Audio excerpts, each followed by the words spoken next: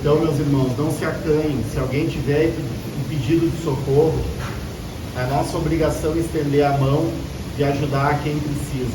Então, venham, nos procurem, que a gente vai estar de braços abertos, tentando dar o melhor conforto possível para tentar ajudar da melhor forma possível. Não é uma forma milagrosa, mas quem sabe às vezes numa conversa, num minutinho que a gente vai falar, a gente consegue estender a mão e salvar um irmãozinho que pode estar perdido, está cego nessa caminhada. Hoje nós temos a grata presença do nosso irmão Gilberto, ele é da casa Mensageiros da Luz, e hoje ele traz a palestra para nós. Coincidente é isso que eu falo para vocês, que é sobre o suicídio, tá? Suicídio, o início, final ou início de uma tempestade. Bem é o que está acontecendo. Meu irmão, se quiser esperar a luz vir ou quiser falar agora, fica à vontade.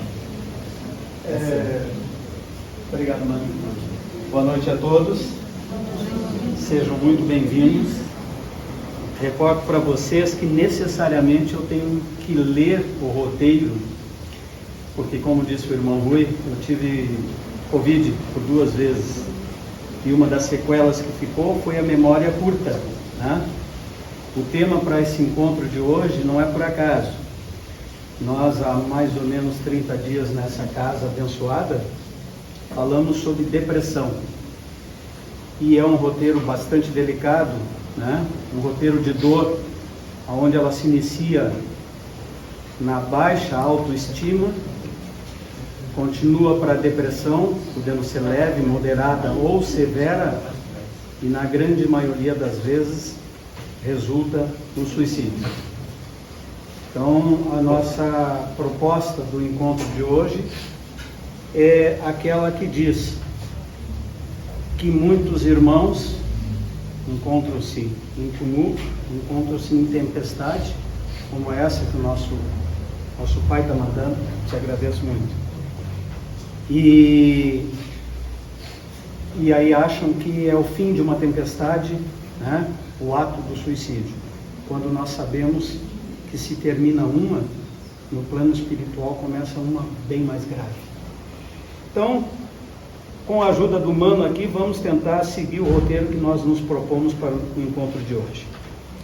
Na Academia Militar das Agulhas Negras, a escola de formação de oficiais do Exército do Estado de São Paulo, está escrito no mural de entrada: instrua-te como se a vida fosse eterna e viva como se a morte fosse amanhã. Instrua-te como se a vida fosse eterna e viva como se a morte fosse amanhã. Ou seja, enfrenta as tuas adversidades, né? Te prepara para elas, aprenda a passar todas as dificuldades que esse plano nos apresenta. É um plano de prova, é um plano de expiações.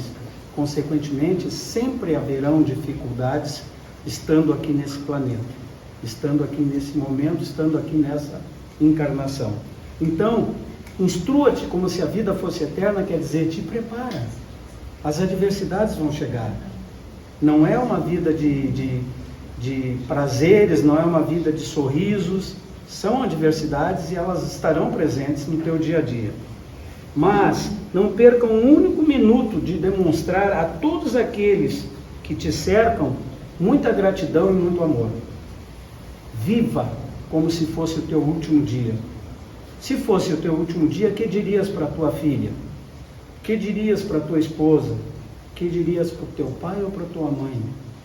Então diga, porque não sabemos se é o nosso último dia nessa estada ou não. Então, instruir como se a vida fosse eterna nesse plano. Sabemos que no plano espiritual ela é eterna. Instruir plenamente, mas viver como se fosse tudo terminar amanhã. Dessa forma, estaremos fazendo um grande passo, estaremos dando um grande passo para uma realização pessoal desse plano, que é amar incondicionalmente. Em sã consciência, muitas vezes nos deparamos com irmãos que colocam todas as dificuldades possíveis porque precisam seguir um roteiro, tenho que trabalhar, tenho que cumprir com os compromissos, tenho que atender a minha família, tenho que fazer meus afazeres, no sentido de que nos sobra muito tempo. Parece que o dia não tem mais 24 horas, parece que tem menos, né? E o que acontece? Quando você faz um questionamento, principalmente nas salas de fraterno, meu irmão, dissesses quantas vezes no dia de hoje eu te amo? As pessoas caem na realidade. Não disse nenhuma vez. Na última semana, no último mês, é necessário que nos habituemos a falar para as pessoas em torno de nós, mas falar com o coração, para um pai, para uma mãe, para o teu próximo. E quem é o teu próximo? Quando Jesus disse, amai a Deus acima de todas as coisas e amai ao próximo como a ti mesmo, ele quis dizer quem é esse próximo. É meu filho, meu esposo, minha esposa? Ou é o vizinho da esquerda, da direita, ou todos os meus irmãos? Então, se nos habituarmos a praticar esse ato de carinho, falando eu te amo, nós vemos com muita tristeza quantos pais têm muita dificuldade de dizer para os seus filhos eu te amo. Passam uma vida inteira e acabam não dizendo. Mas ele sabe que eu amo. Ele sabe que eu amo, mas ele precisa ser lembrado diariamente. Em João, no capítulo 8, no versículo 32, ele diz uma coisa que nós já conhecemos, mas que precisamos estar muito alerta. Conhecereis a verdade e a verdade vos libertará. O que ele quis dizer? Nós veremos no andar da demonstração aonde vemos a plenitude da verdade, quando nossos olhos definitivamente vão se abrir, né? Em nosso encontro anterior, como foi falado, nós falamos sobre a depressão. É uma delicada tarefa, né? Uma doença muito grave, uma trajetória de muita dor.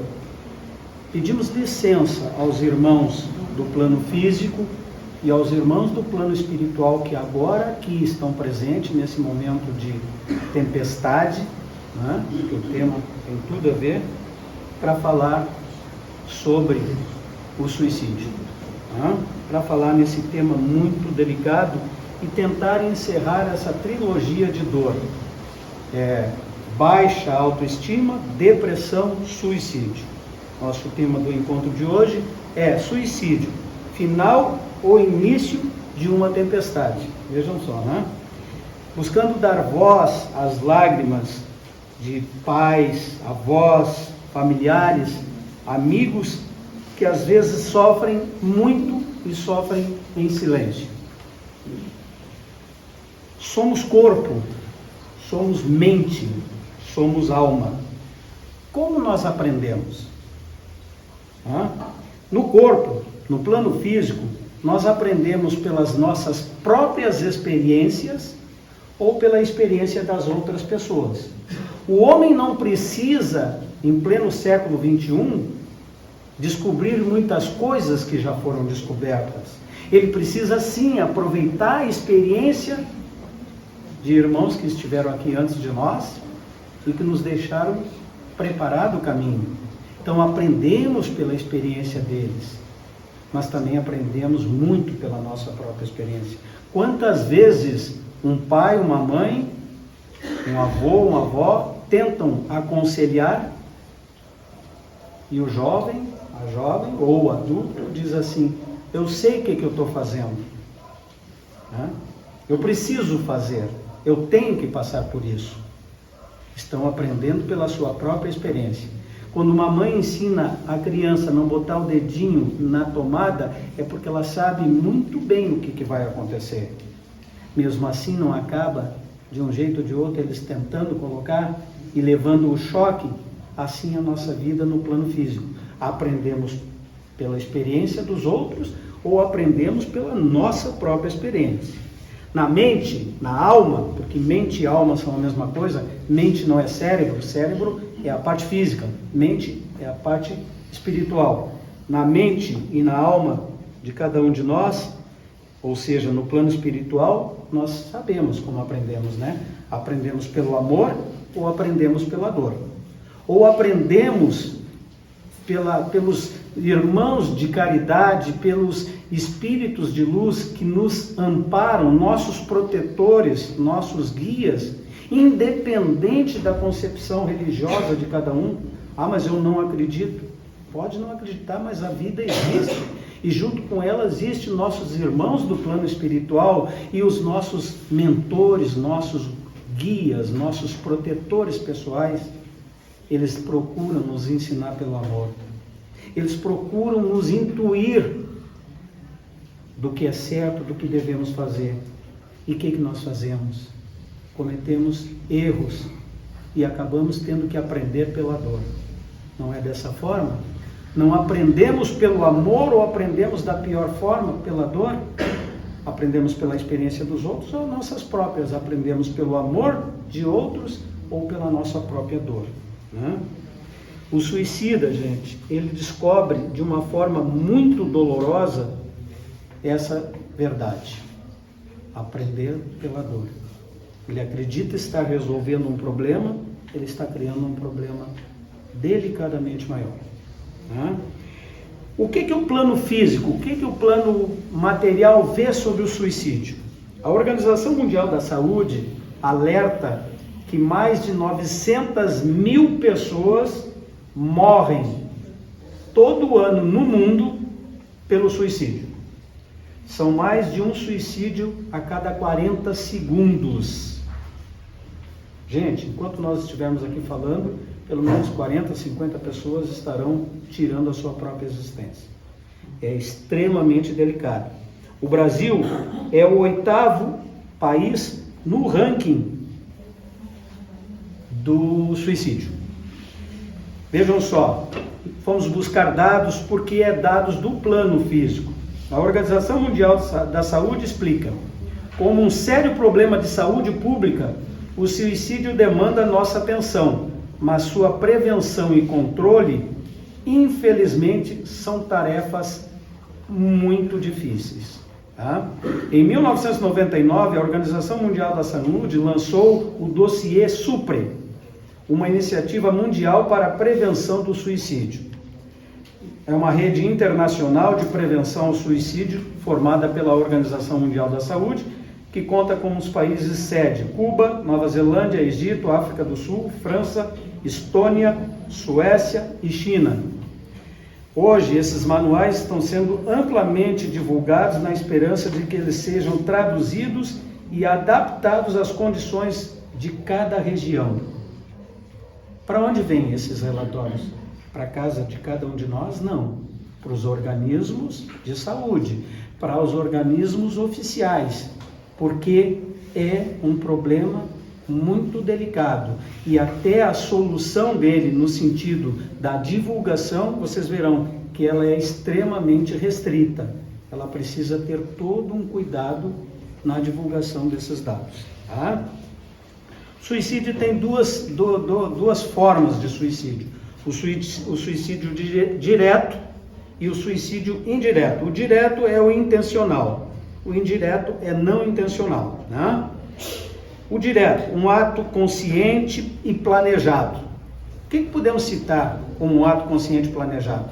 Quem já não ouviu falar de doenças terminais, né? Quem já não ouviu falar de morte assistida? Aquelas pessoas que, não tendo mais solução, não tendo continuidade de vida, sabendo que irão morrer por alguma doença grave, optam pela morte assistida. Tem médicos, psicólogos, profissionais preparando a partida dessa pessoa. Não, o Brasil não faz parte desse roteiro, não aceita a morte assistida, mas alguns países do mundo aceitam e se preparam para esse tipo de situação. Estamos falando do caso da morte assistida, mas o suicida, na sua grande maioria, é um termo direto, porque ele planeja, muitas vezes planeja em detalhes, né? Sem que a gente consiga ver. E o indireto, poderemos dizer que de forma indireta 90% da população é suicida. Tá? Por que somos suicidas? É que nós não cuidamos do corpo que nós adquirimos ao nascer nesse plano. Nós comemos errado, nós bebemos errado, né? As drogas, a bebida, o fumo, é uma forma de suicídio. É lenta, né? As pessoas não se dão conta, seus hábitos, seus costumes, e quando partem desse plano, percebem que teriam um período maior, mas pelo seu livre-arbítrio, resolveu viver dessa forma. Consequentemente, vai ter uma forma de pagamento, né, que se apresenta. Quando nós, trabalhando no fraterno, quando nós trabalhando nas mesas de desobsessão, nos deparamos com espíritos de suicidas e que vêm falar e vêm reportar as dificuldades pelas quais se encontram no momento, nos pedem e questionam, né? Mães, pais, mas como é que eu não vi sinais? O que aconteceu que eu não enxerguei o que estava acontecendo? Né? Diz assim, isso no dossiê da Organização Mundial. Temos que ampliar o nosso ouvir para entender melhor as mensagens indiretas e os pedidos de socorro. Sinais de alertas mais comuns. É preciso ficar alerta quando a pessoa insinua que é um fardo para os demais e que breve deixará de prejudicar os outros. Relata que a vida não tem sentido de ser vivida e que essa morte seria um alívio para todos. Quantas vezes nos deparamos e achamos que é uma conversa jogada fora, né? Tem uma preocupação com o efeito do suicídio sobre outras pessoas. Verbaliza sua ideia de suicídio. Prepara um testamento ou até uma carta de despedida. Está próximo de uma crise vital, luto, cirurgia. Nesses momentos, muitas pessoas cujo processo da baixa autoestima, da depressão moderada ou não, estão mais próximos ao ato do suicídio nessas datas especiais. Apresenta pessimismo ou falta global de esperança. Não consegue se recuperar após perdas e rompimentos de relacionamentos afetivos. Até o fato, né, do feminicídio está galgado dentro dessa linha, da linha do desequilíbrio mental, do desequilíbrio emocional. O que as pessoas ao redor podem fazer? Algumas perguntas simples podem ajudar. Tem perdido prazer nas coisas rotineiras? Ou perdido o sentido da vida? Perdeu a esperança? Sente-se útil? Às vezes pensa em simplesmente sumir? Pensa que é melhor morrer? E a mais importante, quer ser ajudado? Gente, a internet é uma ferramenta maravilhosa, espetacular, né? De aprendizado, de ensinamentos, e que está ao alcance de todos nós, jovens, crianças, adultos, idosos, mas ela também tem muita coisa ruim e precisa sim ser monitorada. Não existe filtro nenhum na internet, e esse é um grave problema que os próprios organismos que trabalham, como essas mídias sociais, né? Instagram, Telegram e outros tantos, deveriam ter muito mais cuidados. Por exemplo, tem um jogo chamado A Baleia Azul. Alguém aqui já ouviu falar? Muito delicado, muito grave. É um joguinho que começa muito inocente e a última pergunta dele, a última tarefa: você é capaz de tirar sua vida? E muitos jovens, para provar que são melhores, que são mais ágeis, que são mais corajosos, acabam fazendo. É muito grave, gente. Cuidado quando ouvirem a palavra baleia azul, e ela é apenas um de outros jogos que desassocia a família, que coloca no seio familiar muitos pensamentos ruins, muitas coisas, achando que o natural é isso, que ser aceito pelo grupo é poder entender bem esses jogos malucos que estão por aí. A comunicação, vejam só como eles são cuidadosos com a comunicação de um suicídio. O que fazer quando tem que comunicar um suicídio? Órgãos de informação, a orientação que tem: trabalhar em conjunto com as autoridades de saúde na apresentação dos fatos. Referir-se ao suicídio como consumado e nunca como suicídio bem-sucedido. Um suicídio nunca está bem-sucedido. Apresentar somente dados relevantes em páginas internas de veículos impressos. Destacar as alternativas antes do suicídio. Fornecer informações sobre número de telefones, endereços de grupos de apoio e serviços onde possa obter ajuda.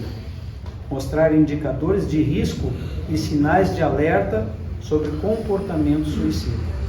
O que não fazer? Não publicar fotografias do falecido ou cartas suicidas. Não publicar. Não informar detalhes específicos sobre o método utilizado. Pode induzir outras pessoas. Não fornecer explicações simplistas. Morreu, se suicidou e pronto. Não glorificar o suicídio ou fazer sensacionalismo sobre o caso. Viu? Tinha coragem, foi lá e se matou. Como é covarde, foi lá e se matou. Né? Não fazer comentários, não tecer comentários. Não usar estereotipos religiosos ou culturais. Morreu porque não estava na igreja. Morreu porque fazia parte de um grupo assim ou assado. Não temos esse direito. Não atribuir culpas. Não é culpa de ninguém. Não é culpa de ninguém. O que o universo, esse que nós tentamos abranger aqui, é um ponto material, é que o mundo vê o suicídio. O que o plano espiritual vê no suicídio? No Livro dos Espíritos, na questão 944, tem uma pergunta: o homem tem o direito de dispor da sua própria vida? Não, somente Deus tem esse direito. O suicídio voluntário é uma transgressão da lei de Deus. Tá? Então, 99,9% das pessoas, a não ser aquelas que sabiamente dizem eu sou ateu, 99% você pergunta, acredita em Deus? Acredito. Eu acredito no meu Deus, na minha forma, no meu jeito, eu acredito em Deus. Acredito numa entidade superior. Então, se tu vai acreditar em Deus, tu não pode transgredir, porque essa é sim uma transgressão da lei divina. A vida é um bem muito grande. Diz aqui, não sendo capaz da criação de vida, ou seja, nenhum de nós tem o dom de criar a vida.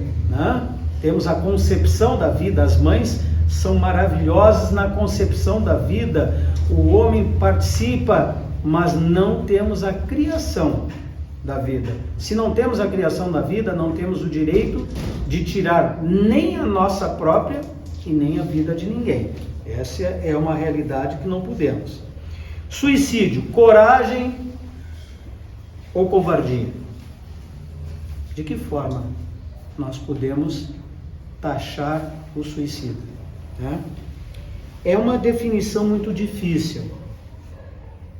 O entendimento é complexo. Não pode ser visto de uma forma tão simplista. Não podemos, sob forma nenhuma. Cristo já nos deixou como um dos seus ensinamentos mais profundos, não julgar teu semelhante. Quem sou eu para julgar meu semelhante? Ainda mais num momento muito delicado, ele foi muito corajoso, foi lá e tirou a própria vida. Não, ele foi muito covarde, ele foi lá e tirou a própria vida. Não temos esse direito. E não podemos simplificar um ato tão delicado e tão profundo em 2 palavras: covardia ou coragem. O uso é um uso indevido e o uso máximo do maior bem que adquirimos ao nascimento. E qual é esse bem? O livre-arbítrio. Só teria lógica a nossa estada nesse plano, senhores, se nós pudéssemos coordenar nosso destino. Porque não seria justo um pai de amor, um pai de bondade, para uns ele daria uma estrada, para outras ele daria outra. Ou nos colocaria aqui e dizia: é assim que tu tem que fazer e eu vou te guiar sempre. Se tu sair, eu te trago para o local. Não. Ele nos induz pela indução do amor e ele coloca a responsabilidade sobre cada um. Não tem um dizer que diz: a plantação é livre, a colheita é obrigatória? Toda ação, toda atitude vai gerar consequência. E nós temos essa concepção, esse livre-arbítrio. E o suicídio é o exercício máximo desse livre-arbítrio, mas é um exercício indevido. Nós cometemos contra a própria vida, porque temos sim o poder de tirar a nossa vida. O suicídio nos dá esse poder, mas não dá esse direito, né? É a lei da causa e da consequência, e por ela nós vamos passar aquele aprendizado do amor ou da dor, né? A dor do corpo e a dor da alma, a dor do espírito. Quando encarnado, né, o suicídio é como se fosse uma saída para as tristezas, para as dores, né? O suicida fica pensando: cara, não está dando mais, eu não suporto mais, não estou conseguindo respirar, eu vou parar com isso, né? No Céu e no Inferno, o livro escrito por Kardec, ele coloca assim: um espírito obsessor pode levar o obsidiado ao suicídio? Definitivamente sim, porque a indução, tá? a forma como o espírito age no nosso inconsciente, na nossa mente, se prevalece exatamente desses momentos delicados. Já estamos dentro daquele processo, né, da baixa estima, da depressão, e estamos com pensamentos suicidas, mas não tomamos a decisão ainda. E os espíritos, sentindo exatamente essa tendência, começam a fazer a intuição e utilizam sempre as fragilidades morais que nos deparamos. Aproveitam do baixo padrão vibratório. Estamos vibrando baixo, o momento é delicado, é uma doença, é grave, e nesse momento ficamos sim mais desprotegidos. Costumamos dizer que a luta entre o plano físico e o plano espiritual em relação aos irmãos menos esclarecidos é como se fosse uma luta de boxe. Nós temos que estar sempre com a guarda alta. No momento que baixamos a guarda, podemos ser nocauteados. Consequentemente, meus irmãos, né, temos que estar sempre. Eles usam tudo aquilo que é as nossas fragilidades morais: egoísmo, cobiça, vaidade, sexologia, drogas. São tudo portas de entrada para que esses irmãos se aproximem. Nos identificamos com essas situações, consequentemente nos identificamos com esses amigos que não estarão dando bons conselhos. São irmãos iguais a nós? São, só estão num plano de evolução um pouco menor. Então, não podendo dar boas mensagens, não podendo nos amparar, não podendo nos ajudar, procuram fazer com que as coisas saiam pelo lado errado, para que justifique também a estada dele. Às vezes são obsessores de longa data. Em Mateus, no capítulo 26, no versículo 41, Jesus nos diz o que precisamos fazer. É muito simples: orai e vigiai. Isso é constante, gente, isso é todo dia. Uma mãe, um pai, eu tenho que trabalhar, eu tenho que cumprir com meus afazeres sociais, tem muitas coisas que a vida física nos impõe, mas não podemos baixar nunca a vigia e a oração. Mas eu oro todos os dias. Aquela oração que vem do coração, aquela que você conversa com Deus, aquela que você conversa com o seu eu interior e pede que seu ambiente, sua casa esteja protegida. Mas protegida, gente, é estar alerta. A proteção muitas vezes é do pai, da mãe, de um avô, de uma avó, de estar constantemente alerta. No momento que relaxamos, a guarda, é nesse momento que seremos nocauteados. Foi perguntado também como é que se encontra um suicida quando parte daqui. Lembram que falamos, conhecereis a verdade vos libertará? Nesse momento, o suicida entende o que é essa máxima. Pois quando ele entende que o suicídio não acaba com nada, pelo contrário, só adquire mais dívida, é que ele vai entender a verdade que Jesus estava nos falando. Conhecereis, quando partir desse plano, conhecereis a verdade eterna, independente de condições religiosas, independente de crença, estarás no plano espiritual e depois tu verás o que tu fez quando cometeu o suicídio, né? Então o que acontece? A primeira situação para o suicida quando parte daqui é uma decepção muito grande. Não era aquilo que eu estava querendo. Eu queria parar com aquela tempestade e eu não consegui parar. Por isso é o início de uma outra. E é um sofrimento imenso, sofrimento descabido, né?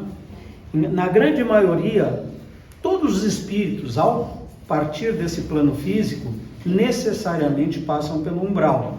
O que é umbral? O inferno? É um lugar escuro, um lugar negro? Não, é um plano imediatamente após a morte que precisa realmente, independente da condição de desenvolvimento moral, passar por esse umbral.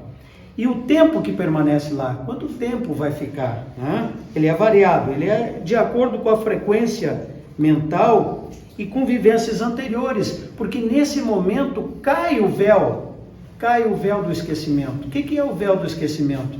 Quando encarnamos, se faz necessário, a sabedoria divina coloca aquele véu, porque nós não podemos lembrar o que fomos antes em outras encarnações. Muitas vezes estamos convivendo na mesma família com inimigos mortais.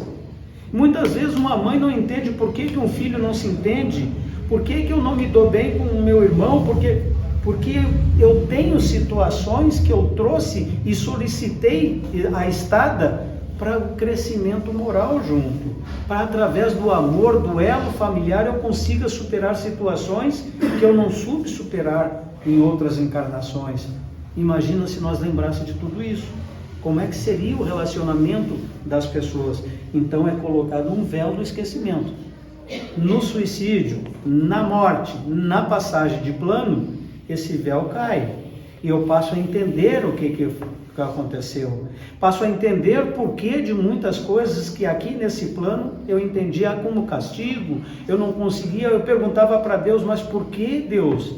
Por que eu passei por tudo isso? Porque eu fiz solicitação, porque eu precisava com elas aprender. Conhecereis a verdade vos libertará.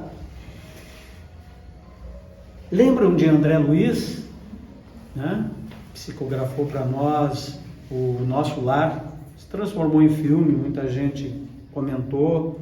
Pois bem, André Luiz era um médico no plano físico e ele esteve no umbral por 8 anos. Eu disse, caramba, mas por que eu tenho que estar tanto tempo no umbral? Porque quando ele partiu, ele disse que chegando no plano do umbral, ouvia aquele coro cantando, suicida, suicida, suicida. Mas eu não sou suicida. Eu morri numa mesa de operações, eu não sou suicida. O que aconteceu? Ele era um suicida indireto, involuntário. Ele fumava, ele bebia, ele era muito da noite, ele estava matando aos poucos o seu corpo físico.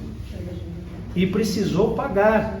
E vejam só, tinha já um desenvolvimento de conhecimento do plano espiritual, e mesmo assim permaneceu por 8 anos lá, até poder, né, ser galgado a colônias de recuperação.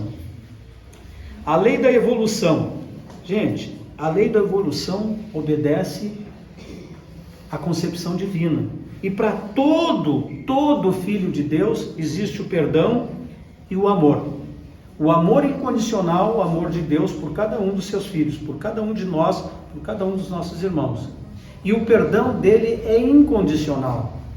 Então, partimos para lá, cometemos um monte de erro, estamos perdoados e Deus nos ama muito e perdoa tudo, mas ainda continuamos tendo o livre-arbítrio. Mais ainda, sendo espírita e sendo um espírito desencarnado, de entender o que eu fiz, onde é que eu errei, por que eu fiz isso. Aí nós veremos que temos o perdão, temos o amor, mas temos também a responsabilidade. As consequências são nossas. O auxílio de espíritos benfeitores, familiares que falecem antes, familiares que partem, amigos que partem antes, todo esse plano espiritual que já tem o período, né, do umbral cumprido, já estão em colônias de recuperação, vem muito rapidamente interceder a favor, principalmente do suicida, porque sabe o quanto ele vai passar dificuldade. Mas não é um passe de mágica, não é chegar lá e dizer, não, agora tudo bem, está tudo... Não, é o despertar, no despertar o entendimento do que aconteceu e o que precisa ser feito para essa reparação. Né? Benfeitores, espíritos benfeitores também são todos esses. A consciência é um novo aprendizado. Quando a gente diz assim, cara, eu tenho que voltar, eu quero voltar, me implora uma nova reencarnação, novamente num plano de prova e de expiações. Por quê? Porque o período que eu tive lá, eu não aproveitei. É como se mais ou menos nós estudássemos, né, o primário, o ginásio, segundo grau, faculdade. Se nós não aprendermos de nada, nós teremos a nossa formação, não teremos o diploma. Erramos, não passamos de ano, vamos repetir o ano. A encarnação é rigorosamente a mesma coisa. O que eu aprendi quando eu estive lá?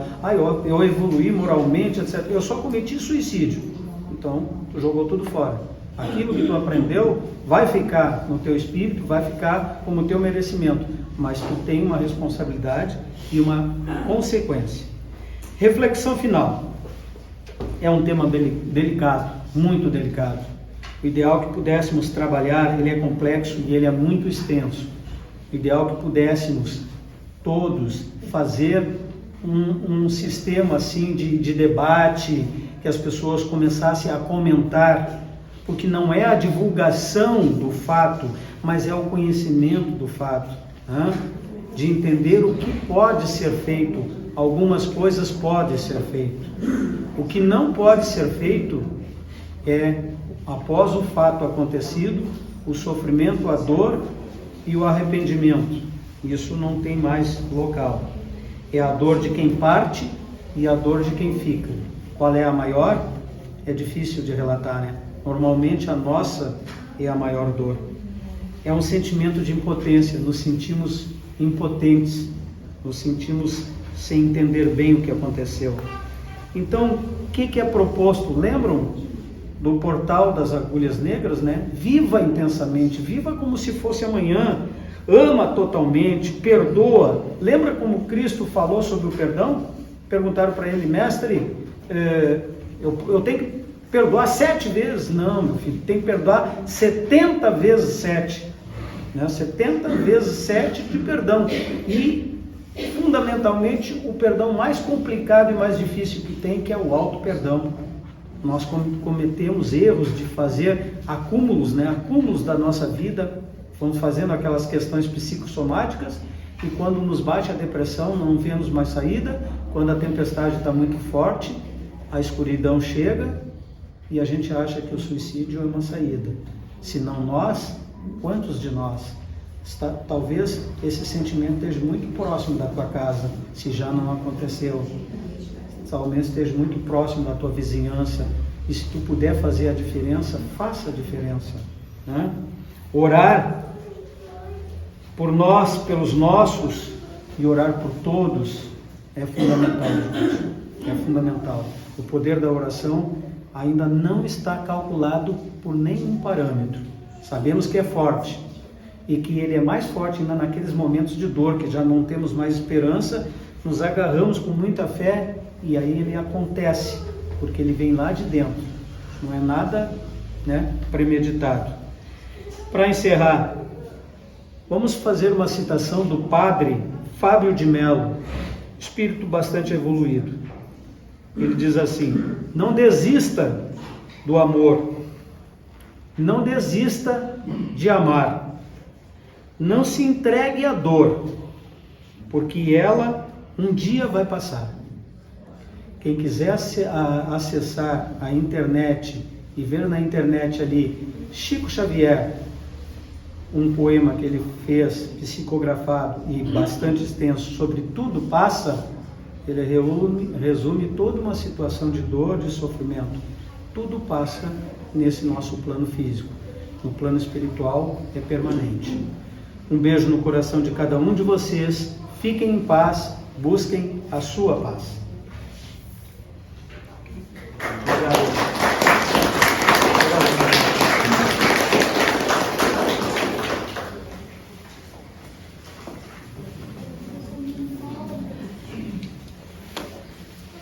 E tinha que ser contemporâneo também, né?